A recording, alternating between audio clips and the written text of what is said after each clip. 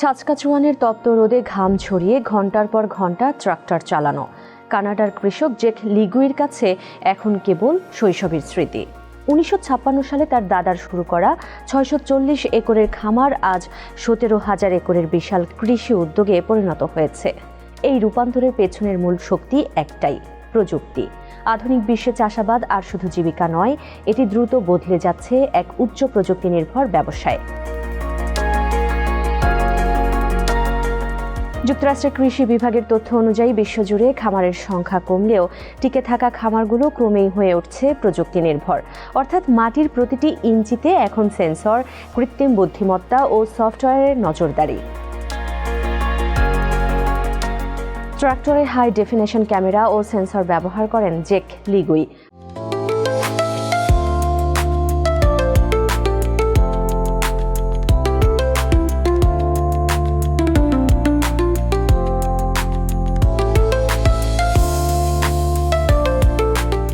ঘণ্টায় প্রায় ১৫ মাইল গতিতে চলার সময় সফটওয়্যার স্বয়ংক্রিয়ভাবে আগাছা শনাক্ত করে নির্দিষ্ট জায়গায় স্প্রে করে। ফলে পুরো মাঠে ঢালাওভাবে কীটনাশক ছিটানোর প্রয়োজন পড়ে না। এতে অপচয় কমে, সাশ্রয় হয় বিপুল অর্থ।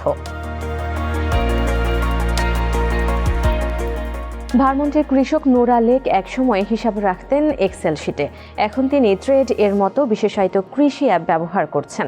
জমিতে কত চারা লাগবে কিংবা গত বছরের তুলনায় ফলন কেন কমেছে, এসব তথ্য এখন তার স্মার্টফোনেই পাওয়া যায়। অন্যদিকে সুইজারল্যান্ডের সিনজেন্টা গ্রুপ ব্যবহার করছে ক্রপওয়াইজ নামক একটি এআই সফটওয়্যার।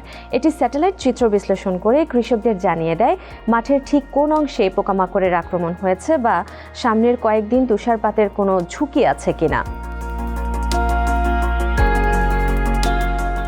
জার্মানির নোমেজের মতো স্মার্ট অ্যাপগুলো এখন কম্পিউটার সিমুলেশনের মাধ্যমে জানিয়ে দিচ্ছে কোন ফসলে ঠিক কতটুকু পানি প্রয়োজন। এতে কমছে পানির অপচয়, বাড়ছে ফলন।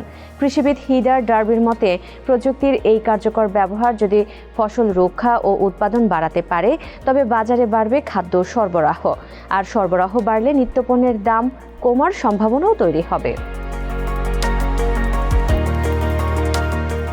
তবে এই আধুনিকায়ন সবার জন্য সমান সহজ নয়। জেক লিগুই লক্ষ্য করেছেন তরুণ কৃষকেরা প্রযুক্তি গ্রহণে আগ্রহী হলেও অনেক প্রবীণের মধ্যে এখনও কিছুটা দ্বিধা ও জড়তা আছে। কিন্তু বাস্তবতা হলো আজকের দিনে একটি খামার মানে প্রায় কয়েক মিলিয়ন ডলারের ব্যবসা। জেকের ভাষায়, আপনি যদি কৃষিকে ব্যবসা হিসেবে দেখেন তবে এটি দারুণ একটি ব্যাপার, আর যদি একে কেবল বেঁচে থাকার জন্য কাজ মনে করেন তবে বিষয়টি হয়ে উঠবে কঠিন এক ব্যবসা।